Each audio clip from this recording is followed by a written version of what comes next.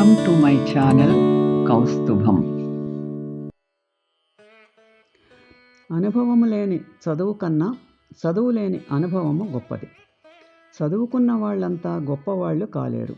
చదువు లేని వారు అప్రయోజకులు కారు. తలరాత బ్రహ్మది, తనువు తల్లిది, తపన తండ్రిది. కానీ మంచో చెడో బ్రతుకు నీది. కష్టం వచ్చినప్పుడు పైకి పోతావో లేదా కష్టపడి ముందుకు సాగిపోతావో నీ ఇష్టం.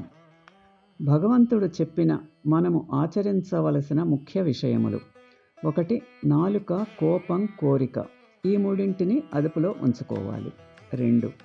గురువు, తల్లిదండ్రులు, ఈ ముగ్గురిని గౌరవించాలి. 3. పవిత్రత, నిజాయితీ, కఠోర శ్రమ, ఈ మూడింటిని అలవాటు చేసుకోవాలి. 4. సోమరితనం, అబద్ధం, పరనింద, ఈ మూడింటిని విడిచిపెట్టాలి. 5. ధైర్యం, కీర్తి, ప్రశాంతత, ఈ మూడింటి కొరకు పాటుపడాలి. 6.